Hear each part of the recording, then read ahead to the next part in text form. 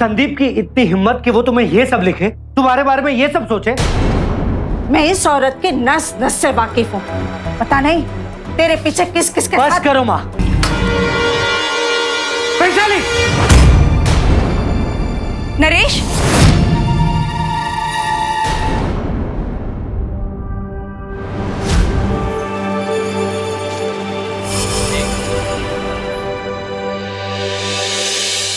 नरेश,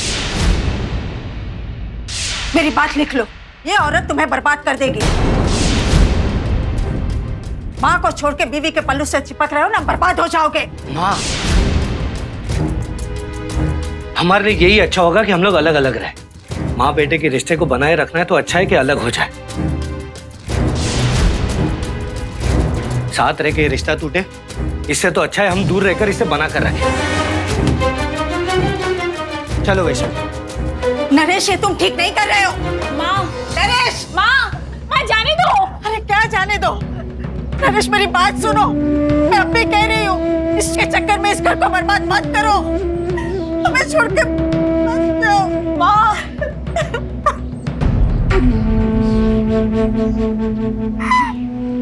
अच्छा क्यों एक सास अपनी बहू के बारे में ऐसा कह रही थी? क्या बहू ने सही में अपनी सास के साथ कुछ गलत किया था, या फिर ये दोनों के बीच होने वाली एक आम खिटपिट थी जो आहिस्ता आहिस्ता इस हद तक आ पहुंची थी कि दोनों का एक साथ रहना मुश्किल हो गया था? क्या नरेश ने अपनी बीवी के लिए अपनी माँ और अपनी बहन को छोड़ के सही कदम लिया था, या फिर जैसा कि उसकी माँ कह रही थी वो बात सच होने वाली थी?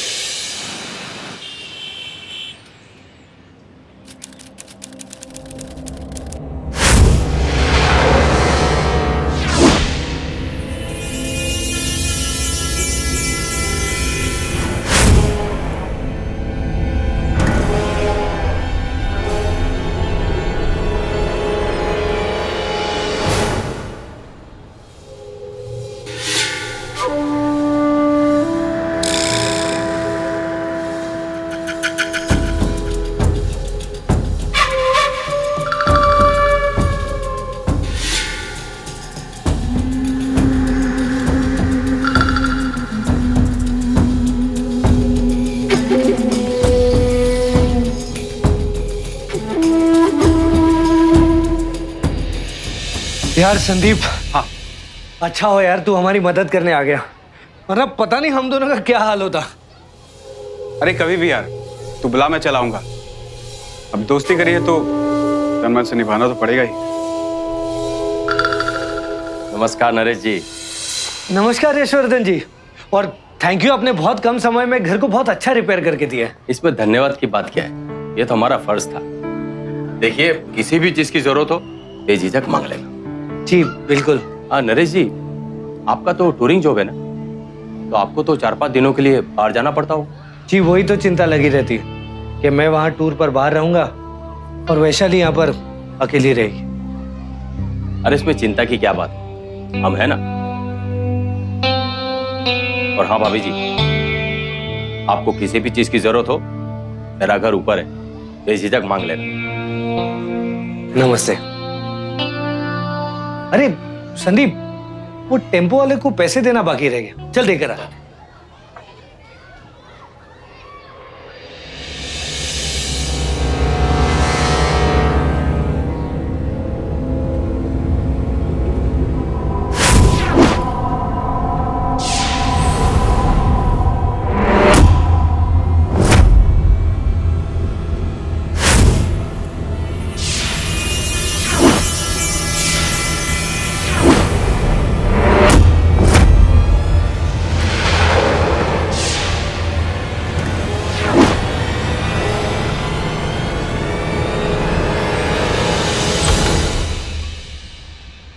चलो मैं चलता हूँ।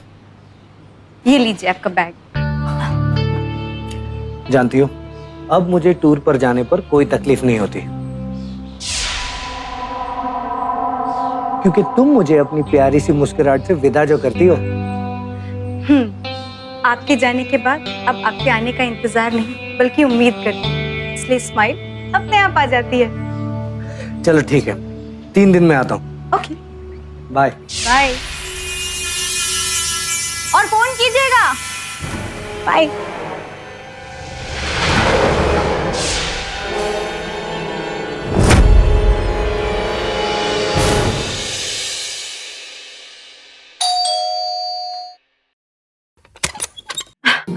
आई लाई बैग दीजिए मुझे। आप फ्रेशन अप हो जाइए, मैं आपके लिए चाय चढ़ा देती हूँ। अच्छा सुनिए, आज आपको ऑफिस तो नहीं जाना ना? नहीं, आज तो पूरा दिन आराम करूंगा। अच्छा।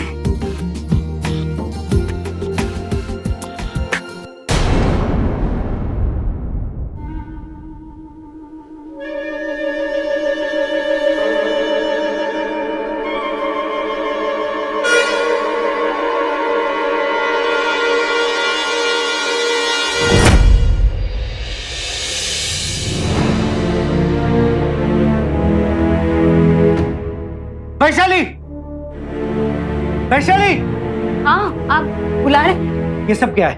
संदीप की इतनी हिम्मत कि वो तुम्हें ये सब लिखे, तुम्हारे बारे में ये सब सोचे, और तुमने मुझे बताया भी नहीं। पर क्या वो क्या बताएगी? मैं तुम्हें बताती हूँ।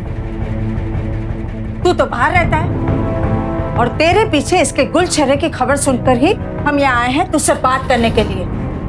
जो औरत एक बेटे को अपनी माँ से दूर कर सकती है वो कुछ भी कर सकती है। पता नहीं तेरे पीछे क्या क्या गुल खिलाती है। माँ बातें ही शुरू हो गई, थोड़ी देर चुप रही। जानती थी मैं कि तू मुझे ही चुप कराएगा। माँ मैं आपके आगे हाथ जोड़ता हूँ, चुप रही। वैशाली क्या हुआ बताओ। वो दरअसल बात यह है कि पिछले कुछ 1 महीने से संदीप जी जब भी आप टूर पे चले जाते थे तब किसी ना किसी बहाने से वो मुझसे बात करने की, मुझसे मिलने की और घर में घुसने की कोशिश किया करते थे। और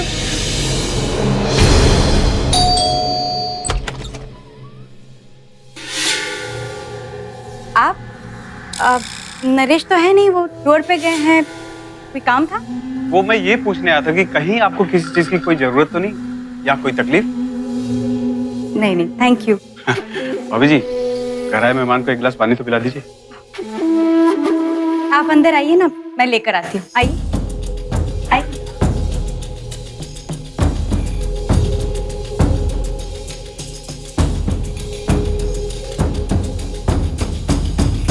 ये लीजिए पानी।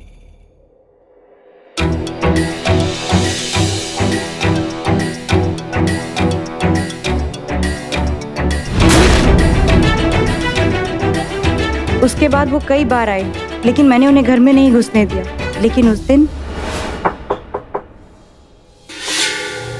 क्या मैं अंदर आ सकता हूँ? आप? पिछले कई दिनों से एक बात मैं तुमसे इशारों में कहना चाहता था, पर तुम हो कि कुछ समझती नहीं, इसलिए वो सारी बातें इस कार्ड में लिख लाया।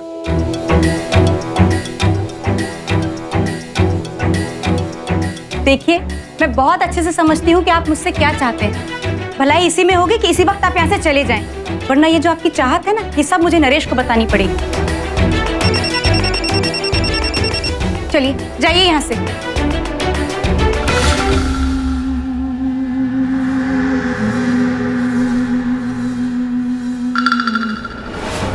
आप अपने काम को लेकर इतना परेशान रहते थे, मैंने सोचा कि मैं और ये सब बताऊंगी तो आप और परेशान हो जाएंगे। बेशरम, बेहया, पहले तो संदीप के साथ गुलछरे उड़ा लिए और पकड़ी गई तो उसे ही दोष दे रही हो। नरेश, मैं इस औरत की नस नस से वाकिफ हूँ। पता नहीं तेरे पीछे किस किस के बस साथ। करो माँ, मुझे पता है अब क्या करना। तेरी बीवी झूठ बोल रही है। तेरे जाने के बाद वो मुझे फोन करके बुला। तो फिर ये क्या है? ये वो तेरी कही हुई हर एक बात झूठ है, जिसका सबूत है एक कार्ड जो तू वैशाली को देने की कोशिश कर रहा था। देख, मैं बहक गया था, लेकिन गलती तेरी। एक और शब्द भी वैशाली के बारे में मत बोलना, और कल से काम पर आने की कोई जरूरत नहीं। नरेश, ये सही नहीं है।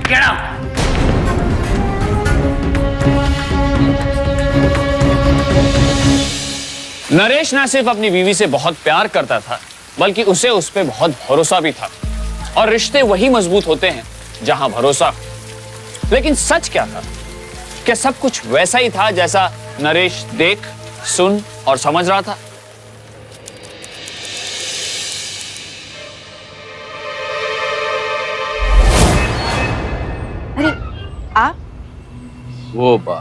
तुम्हारे किचन का नल खराब हो गया। इसलिए वैशाली ने मुझे बुलाया था, कल किसी प्लम्बर को लाके ठीक करा दो।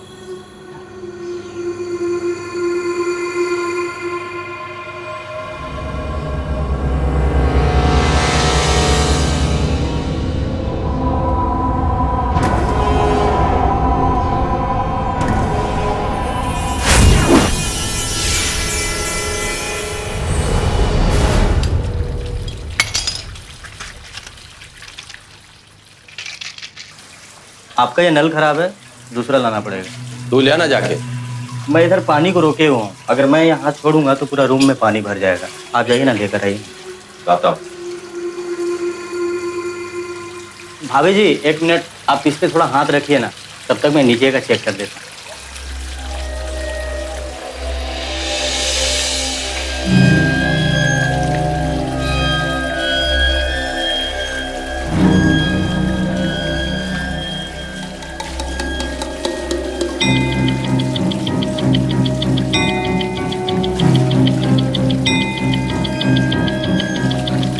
अरे भाभी आप रहने दीजिए, मैं कर लूंगा।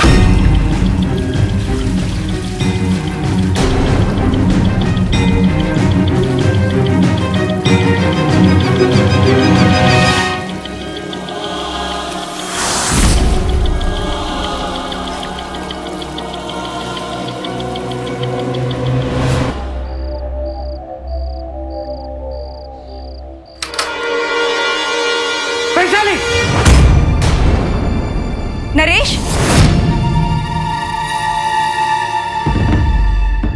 सुबह खाना बनाते समय इसका हाथ जल गया था, तो मैं देख रहा था कि ये झूठ बोल रहे हैं। केवल टीवी का वायर चेक करने के बहाने ये घर में घुसा है और मेरा हाथ। अपनी बकवास बंद कर, वरना इतना बुरा हाल करूंगा ना। एक तो मेरे घर में खड़ा होके और मुझे धमकी दे रहा है। 1 हफ्ते में तुम्हारा घर खाली कर दूंगा, और वैसे भी तेरे जैसे लीचड़ के घर पे रहने का कोई शौक नहीं हमें। चल निकल यहाँ, चल।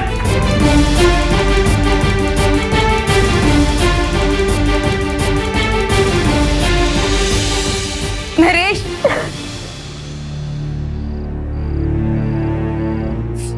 पता है कभी कभी मुझे लगता है कि खूबसूरती ही मेरी दुश्मन है, तभी तो लोग ऐसी हरकत। नहीं वैशाली, गलती तुम्हारी नहीं है, गलती उन लोगों की नीयत और नजर की है। और वैसे भी हम लोग कुछ दिन में ये घर को बदल देंगे। वैसे भी आप अपने काम के कारण इतना परेशान रहते हैं, और अब मेरे कारण भी।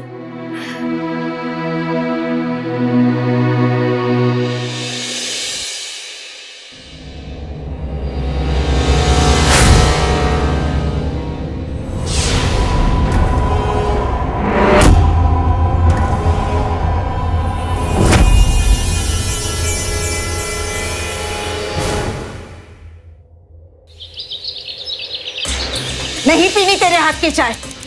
तूने मेरे बेटे को मुझसे अलग कर दिया, अरे अब तो उसे शांति से जीने दे।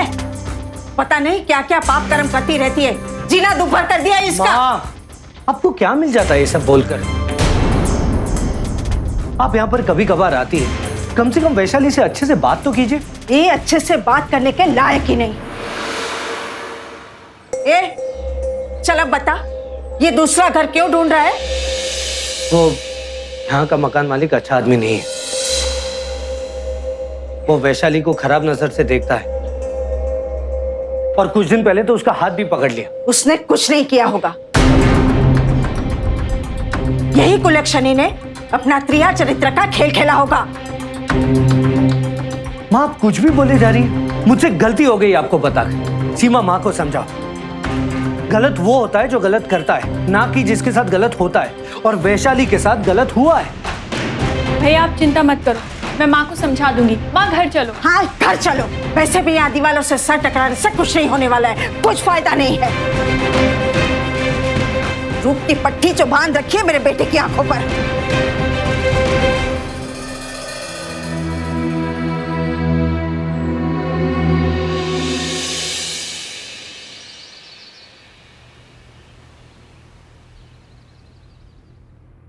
हो गया? बस 1 मिनट। वैशाली एक काम करो, तुम भी अपना बैग पैक कर लो। और मेरे साथ टूर पर चलो। और यहाँ पर तुम खामखा अकेली परेशान होती हो। और आप वहाँ मेरे लिए परेशान हो जाएंगे। चिंता मत कीजिए, और 2 ही दिन की तो बात है, मैं संभाल लूंगी। और फिर जैसे आपने उस लैंडलॉर्ड को डांटा है ना, नहीं आएगा वो। अपना ख्याल रखना। और ये 1 मिनट, ये बैग लीजिए और जाइए। बाय।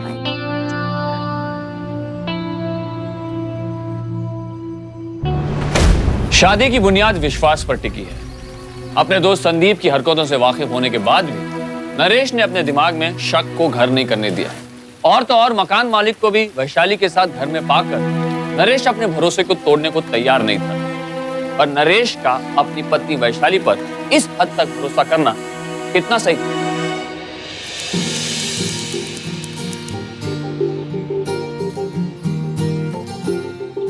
चलो आज मैं वैशाली को सरप्राइज देता हूँ।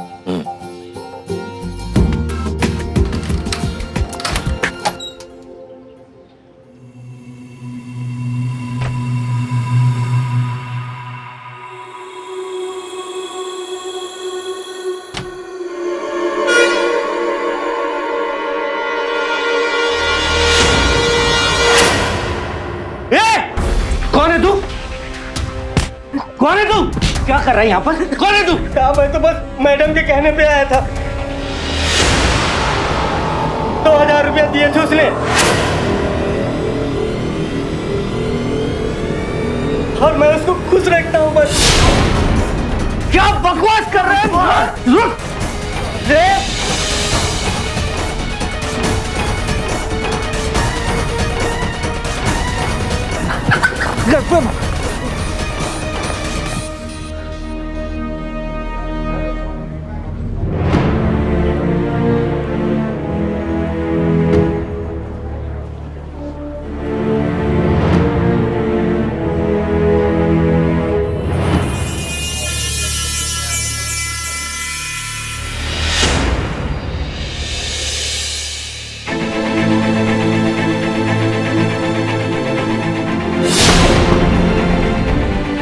माँ हमेशा कहती थी कि तुम्हारी बीवी सही औरत नहीं है, लेकिन मैंने कभी उनका यकीन नहीं किया। हमेशा तुमको सही माना, लेकिन आज पता चला कि तुम क्या हो। आखिर दिखा दिया ना अपना रंग।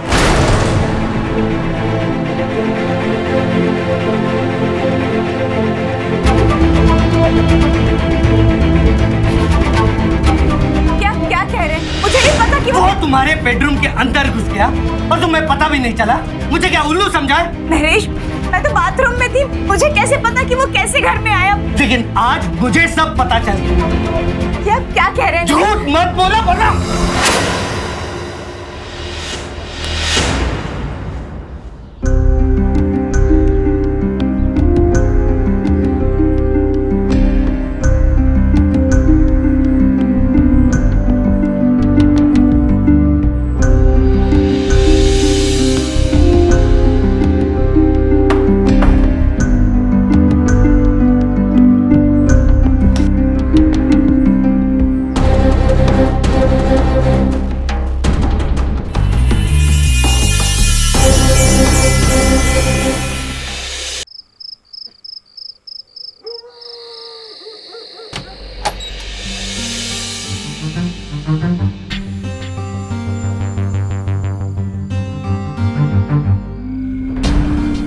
सुनिए,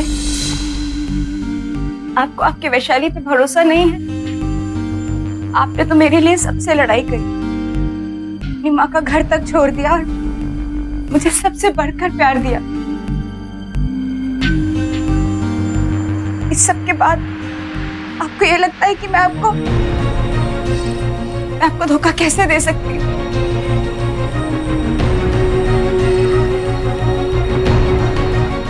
नरेश,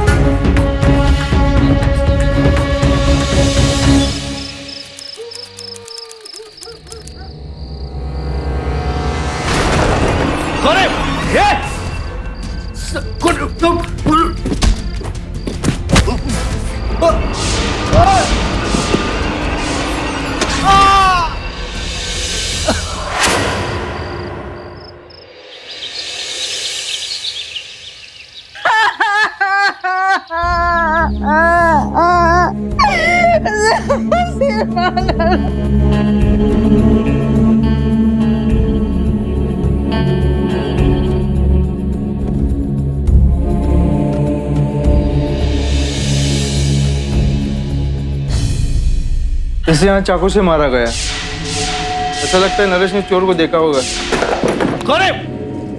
इसलिए चोर ने नरेश को मारा। हो सकता है ये मर्डर हो, या ये भी हो सकता है चोरी का मामला दिखाकर हमें भटकाया जा रहा है। पुलिस वालों को हर पहलू से सोचना चाहिए, हर उल्टी बात को सीधी समझकर चलना चाहिए। कुछ समझे? नहीं समझे। एक काम करो, डेड बॉडी को पोस्टमार्टम के लिए भेज दो और इनके फैमिली के एक सदस्य को यहाँ भेजो, पूछताछ करनी। सर मैं इनकी बहन सीमा। सर मुझे नहीं पता मेरे भाई को किसने मारा, पर जिसने भी मारा है आप उसे छोड़ना मत प्लीज। मैंने सुना है आपके भाभी के चाल चलन कुछ ठीक नहीं थे, बहुत सारे आशिक थे उनके। सर बेकार में बदनामी होगी, इसलिए मुझे इस बारे में कुछ नहीं कहना। आपके बिना कहे मैं बात को समझ गया। जवान बेटा खोया है मैंने अपना, और ये सब मेरी बहू की वजह से, ये वैशाली की वजह से। उसने ही मरवाया है उसको। आपको ऐसा क्यों लगता है? ये नंबर की बेहया औरत है ये, उसका चाल चलन ठीक नहीं है। और इस मामले को लेकर मैंने नरेश को बहुत समझाने की कोशिश की थी। ये औरत तुम्हें बर्बाद कर देगी। माँ को छोड़ के बीवी के पल्लू से चिपक रहे हो ना, बर्बाद हो जाओगे। माँ, उसके प्यार में अंधा था, वो कुछ समझना ही नहीं चाहता था। ये तो लोगों ने बताया कि वो दिन नरेश ने बबलू को उसके साथ रूम में देखा था।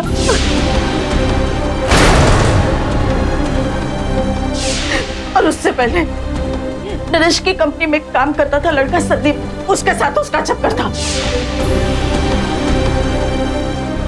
वो दिन तो रंगे हाथ नरेश ने पकड़ लिया बबलू के साथ। बबलू?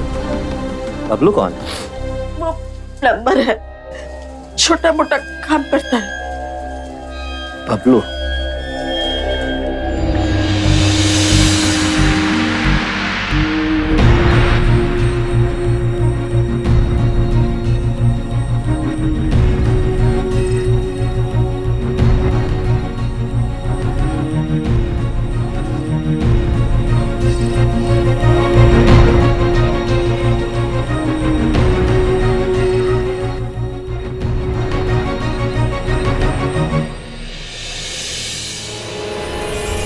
फिर वैशाली ही मेरे पीछे पड़ी हुई थी, लेकिन ये बात नरेश को समझ में नहीं आया और उसने मुझे नौकरी से निकाल दिया। उसके बाद मैं कभी भी उसके घर नहीं गया। शहर के बाहर जाने की हिम्मत मत करना, वरना कहीं जाने के लायक नहीं रहोगे। जा सकते हो। बबलू बोलो। साहब मैं गरीब आदमी हूँ, मैंने कुछ नहीं किया। उस औरत ने ही मुझे घर पर बुलाया था और अपने पति से मेरी पिटाई करवाई। उसके बाद मेरी इतनी हिम्मत कहाँ कि मैं उसको आंख उठाकर देख सकूं। आप बस्ती में किसी से भी जाकर पूछ लीजिए, उस शाम मैं घर पर ही था। बस्ती में ही रहना, बिना इजाजत बस्ती के बाहर मत जाना।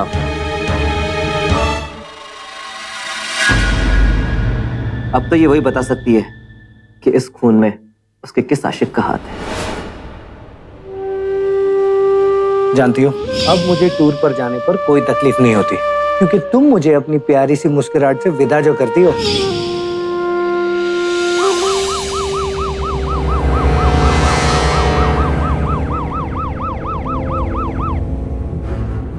चलिए, बड़े साहब ने थाने बुलाया है। कांस्टेबल ले चलिए इन्हें।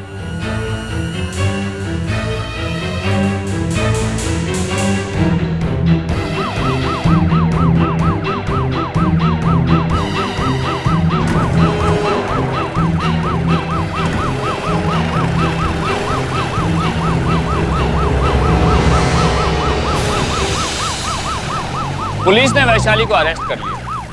उनके पास वैशाली पर शक करने की वजह भी थी, नरेश की मां और उसकी बहन के बयान। वैशाली के साथ कई आदमियों का नाम भी जुड़ा हुआ था। ये सारी बातें वैशाली के खिलाफ गई, लेकिन क्या वाकई में वैशाली कातिल थी?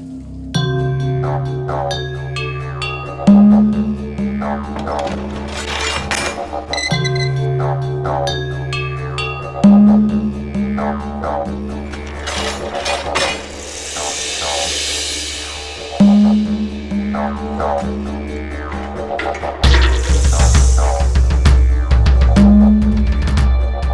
वैशाली जी, क्यों मारा आपने अपने पति को?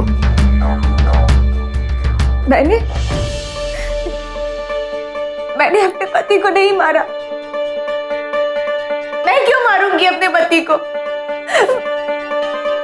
मैं क्यों मरवाऊंगी अपने पति को? मैंने नहीं मारा। प्लीज मेरा यकीन कीजिए, मैंने नहीं मारा। अगर आपने अपने पति को नहीं मारा तो आपके घर में घुसकर किसी ने आपके पति को चाकू मारा, आपको पता भी नहीं चला। आप सोती रही, उसके चीखने की आवाज भी नहीं सुनाई दी आपको। एक सबूत मिलने दीजिए, एक सबूत। मैं प्रूफ करूंगा कि आपने अपने पति को मारा है। प्रूफ करके दिखाऊंगा मैं। मैंने नहीं किया उसका।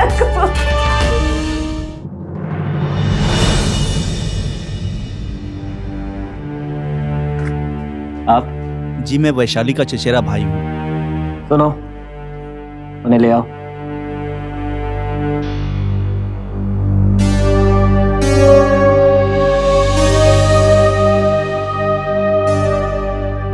आप इन्हें बेन पे लेके जा सकते हैं, लेकिन इन्हें रोज यहां पर आना पड़ेगा हाजिरी देने के लिए, और बिना इजाजत शहर के बाहर नहीं जा सकती। जी जरूर।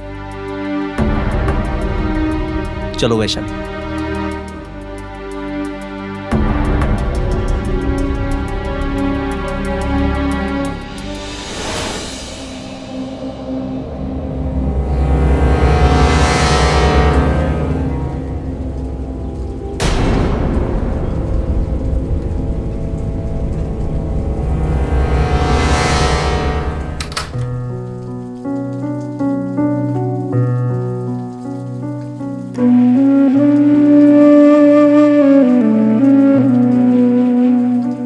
वैशाली तुम बैठो, मैं पानी लेके आता हूं तुम्हारे लिए। गलत वो होता है जो गलत करता है, ना कि जिसके साथ गलत होता है, और वैशाली के साथ गलत हुआ है।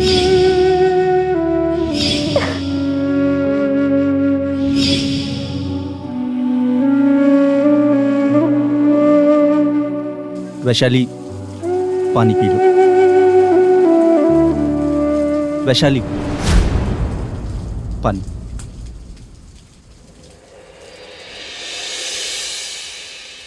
वैशाली देखो, तुम आराम कर लो, मैं कोर्ट से सारी परमिशन ले लूंगा, फिर तुम मेरे साथ चलना, छोड़ देंगे ये शहर। नहीं भैया, जब तक नरेश के कातिलों को सजा नहीं मिल जाती मैं नहीं जाऊंगी। नरेश ने मुझसे इतना प्यार किया, उस पर इतना भरोसा किया। नहीं, मैं नहीं जाऊंगी इस शहर से।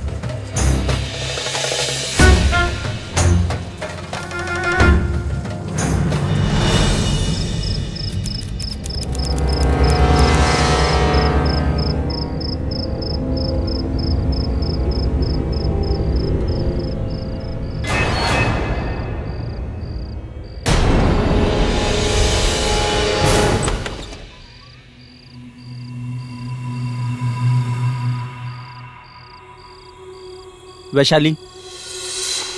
हाँ भैया। पुलिस वालों की बातों से पता चला है कि तुम्हें उन्होंने इसलिए अरेस्ट किया क्योंकि उनका मानना है कि तुमने कातिल को घर में आने के लिए दरवाजा खोला था। कोई फोर्स एंट्री नहीं थी, लेकिन ऐसा भी तो हो सकता है इस घर की चाबी किसी दूसरे के पास हो, यानी जीजाजी के दोस्त, यार, उनकी मम्मी या बहन के पास तो चाबी। नहीं भैया, एक चाबी मेरे पास रहती है और एक उनके पास थी, और तो भैया कल चलिए पुलिस स्टेशन, हाजिरी देनी है। उस घर की एक और चाबी हमारे मकान मालिक के पास भी है, हो सकता है कि वही उस रात घर में आया हो। और अब ऐसा है कि शक करने का काम हमारा है, अब हर किसी की बात तो सुन के नहीं न लेंगे। वैसे भी काफी लोगों का कहना है कि आपका यशवर्धन के अलावा और भी चक्कर था, जैसे बबलू। बबलू? बबलू कौन? बबलू आपके एरिया का प्लम्बर। अरे उसे आपने अपने घर में छुपाया था ना, ऐसे कैसे भूल जाती हैं?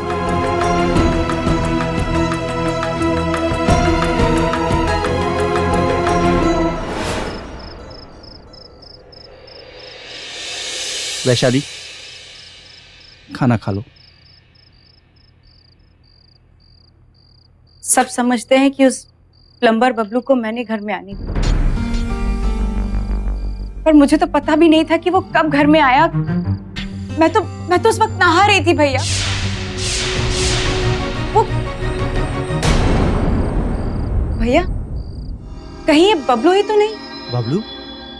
देखो वैशाली, हम बिना सबूत के कुछ भी नहीं कर सकते।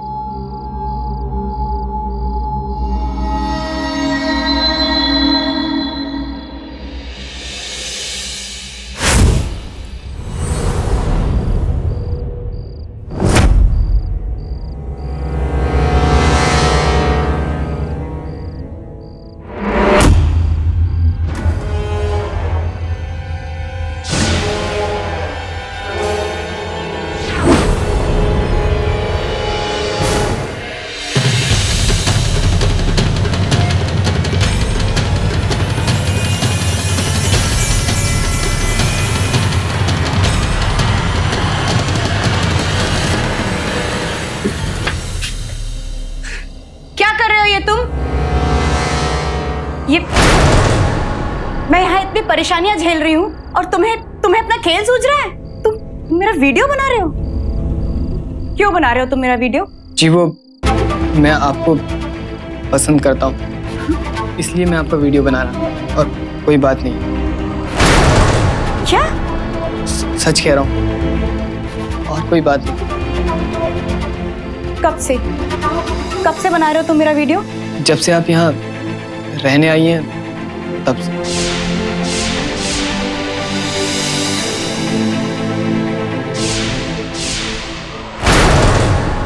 शायद इन वीडियो में कोई सबूत मिल जाए।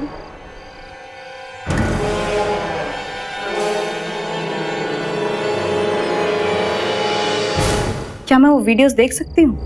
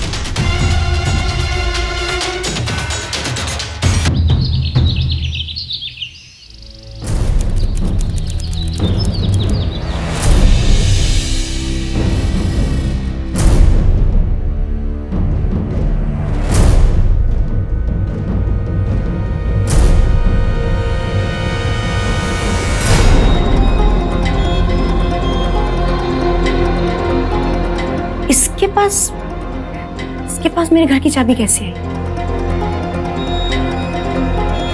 ये तो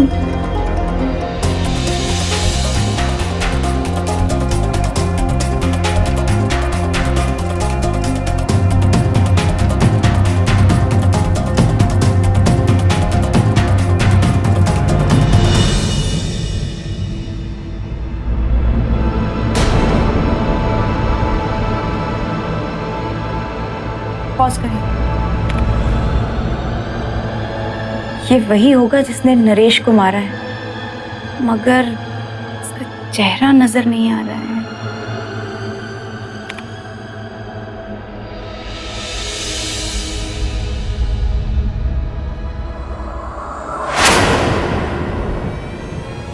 पॉज करो यहाँ।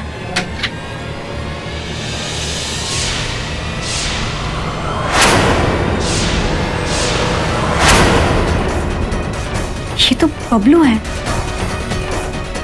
इसका मतलब बबलू ने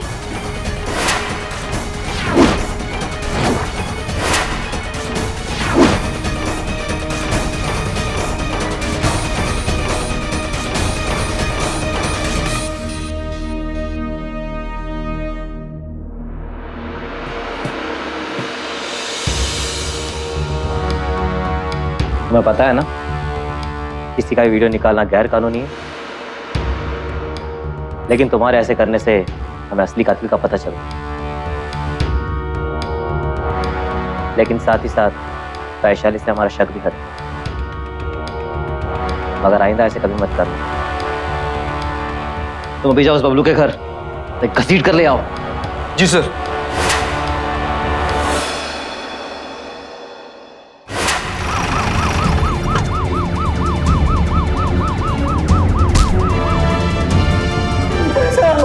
तेरी नाक को हाँ बदलने का इंतजाम है मेरे पास। हैंडीकैम लेके आ। नहीं बोलेगा ना? बोलेगा?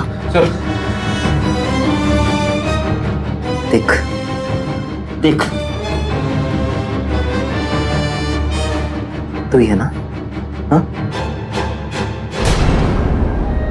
तू ही है ना ये? साहब, मुझे नरेश की छोटी बहन ने चाबी दी थी।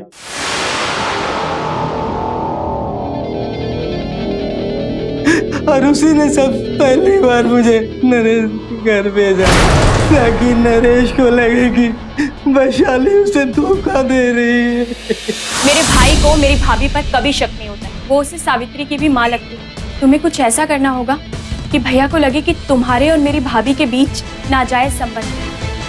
बस भैया भाभी को छोड़ेंगे तभी हमारा कुछ भला होगा। ये लो 2000 रुपए, बाकी का काम होने के बाद दूंगी। उस दिन जब मैं नरेश के हाथ से बच गया तो बाकी के 3000 रुपये लेने मैं सीमा के घर गया। रात को तुम फिर उनके घर जाओ, जितने गहने और रुपए हैं सब चुरा लाओ, तुम्हारा हिस्सा भी दूंगी 20%। मैं नरेश के घर पे चोरी करने गया था। मेरा नरेश को मारने का कोई इरादा नहीं था, लेकिन उस दिन अचानक आवाज आ गई।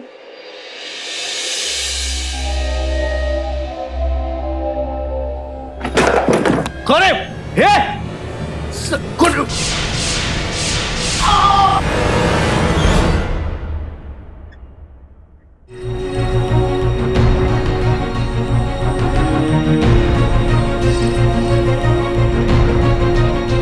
मैं सोच भी नहीं सकती थी कि सीमा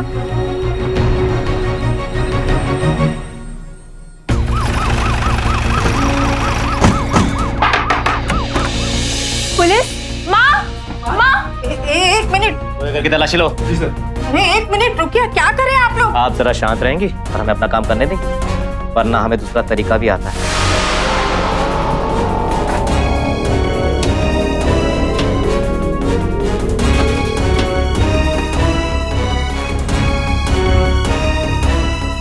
क्या है? रसोई से जेवर और पैसे मिले।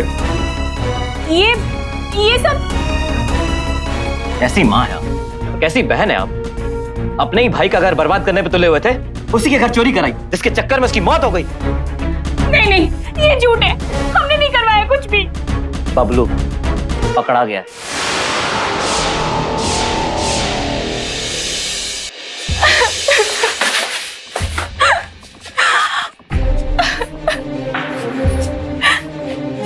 बताओ अभी सच क्या है? मैंने और माँ ने बहुत कोशिश की थी कि भाभी भैया से दूर हो, लेकिन भैया भाभी के प्यार में पागल थे। हमारी हर कोशिश बेकार हुई। तब मैंने बबलू को भेजा था, लेकिन बबलू को घर में देखने के बाद भी जब भैया ने रात में मुझे फोन किया। माँ, भैया का फोन। हेलो। हेलो सीमा। हाँ भैया। देखो, मैंने कभी भी तुम्हारे और माँ की बातों पर यकीन नहीं किया और कभी वैशाली को गलत भी नहीं समझा, लेकिन इस बार मैंने उसको जब एक लड़के के साथ देखा तो मुझे बहुत गुस्सा है। लेकिन सीमा, मेरा दिल कह रहा है कि वैशाली अभी भी गलत नहीं है, इसलिए प्लीज सच सच बताओ, कहीं ये तुम्हारे और माँ का किया धरा तो नहीं है, मेरे और वैशाली के बीच में झगड़ा लगाने के लिए? भैया, आपको लगता है कि हम लोग इतनी नीच हरकत करेंगे? आपको भाभी पर यकीन है, हम पर यकीन नहीं है। आप हमें फोन करके नीचा दिखा रहे हैं। मुझे समझ में आ गया था कि भैया भाभी को नहीं छोड़ने वाले। तब मैंने बबलू को हिस्से में 20% देने का लालच देके भैया के घर से गहने और रुपए चुराने के लिए भेजा था। एक बार मुझसे कहा तो होता कि आपको नरेश की दौलत चाहिए, मैं आपको दिलवा देती। पर ये सब करके क्या मिला? क्यों किया? क्यों किया आप लोगों ने ऐसा? क्यों?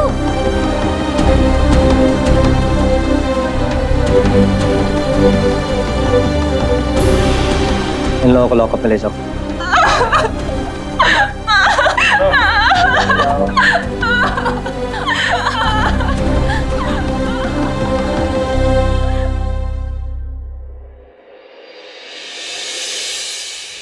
बबलू को मर्डर और रॉबरी के जुर्म में आईपीसी की धारा 302 और 392 के तहत उम्र कैद की सजा और वैशाली की सास और ननंद को बबलू को चोरी के लिए उकसाने के लिए 6-6 महीने की। वैशाली की इस लड़ाई में पहले ही उसके परिवार ने उसका साथ नहीं दिया था। लालच ने पूरे परिवार को तोड़कर रख दिया था। असली ताकत अपनों के साथ, अपनों के खिलाफ। पारिवारिक विवाद के कारण अचानक अपराधों में वृद्धि आई और ये आंकड़े 3% से बढ़कर 10.2% के हो गए। और यही कारण था कि आज इस परिवार का बेटा नहीं रहा। लेकिन अब वैशाली बहू भी है और बेटा भी, और अपने परिवार को संभाल रही है।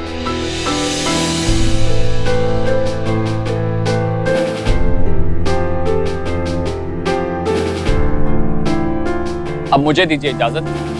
कल फिर लौटेंगे ऐसी एक दास्तान के साथ। तब तक सावधान इंडिया, इंडिया फाइट्स बैक।